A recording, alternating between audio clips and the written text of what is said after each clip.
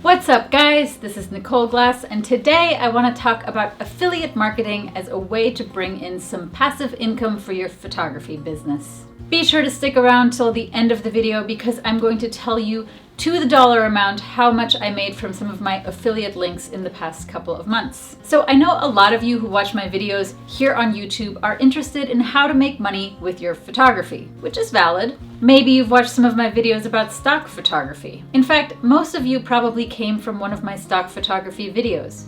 But there's more out there than just stock photography. So if micro stock is your only source of passive income, it's time to expand your horizons. If you watch a lot of YouTube, you'll probably notice that a lot of YouTube link to goods or products or services in the description below their video. These are often products that a YouTuber loves, uses, or highly recommends. If someone ends up using a YouTuber's link to buy a product or a service, most likely that YouTuber is going to get a very small commission from that. But this is not just limited to YouTube. You'll find affiliate links all over the internet, including blogs and websites. Let's say you're reading a photographer's blog on his or her very own website, and in that blog post, the photographer is recommending some camera gear, maybe a new lens or something of that nature, and is then linking to that gear. Most likely it's an affiliate link. So Amazon actually has a really popular affiliate program and it's free to sign up. But Amazon will review your channel or your website or your blog to ensure that you're posting original content and that that content relates to the links that you're embedding. So you can't just start like a channel about squirrels and then link to makeup products. I don't know if that's the best example. So anytime someone clicks on one of your links and buys something after clicking on your link, you'll probably get a small commission ranging from 1% and 10% depending on the category of the item that was bought. For me, it's often around the 4% mark on average. For really expensive items like a new camera or a new laptop computer, the commission percentage is going to be a lot smaller than it would be for, say, a new pair of socks or a book. Now, let's say that the person who clicks on your link decides not to buy whatever you're recommending, but instead that person goes to Amazon's homepage, searches for toothpaste or maybe like toilet paper, and then buys that instead.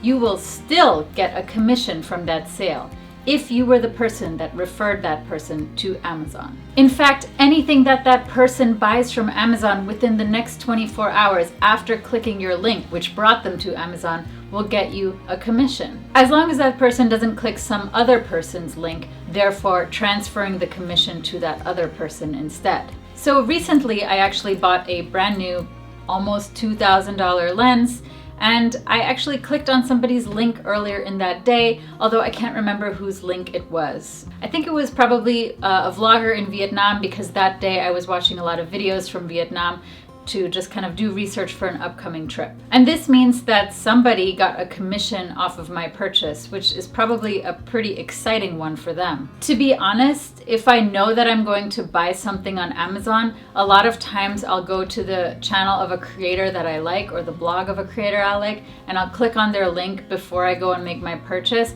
because I figure I'm buying this anyway. It's not gonna change the cost if I use anyone's link, but it might just give somebody a little boost and support someone that I like. So why not? So if you're a photographer that has a YouTube channel, a blog, or a website that gets a decent amount of traffic every month, consider adding affiliate links to that site if you haven't done so already. You might make just a few cents off of occasional purchases, or you might get lucky and be the last link that somebody clicked on before they went out and bought themselves a new washing machine, or a Rolex watch, or a camera lens. You get the point. Okay, so let me go into some of the numbers and actually tell you a little bit about a couple of sales that I've made from Amazon's affiliate program. So to be honest, most of my referrals generate just a few cents or a few dollars because most people are not spending that much on Amazon after clicking one of my links. In one case, however, someone bought a Canon 5D Mark III for $1,500 after clicking one of my links, and I made about $60 off of that.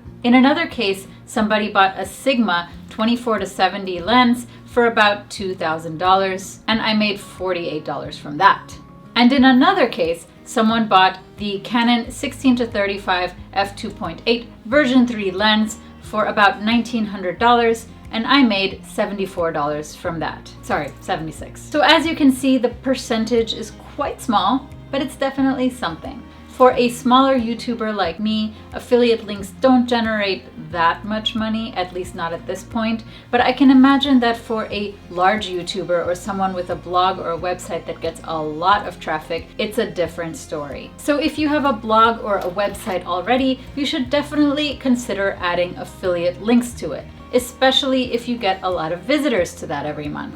One thing I do have to mention though is that you should only recommend products or services that you truly do love or use yourself or have enough knowledge about to actually recommend.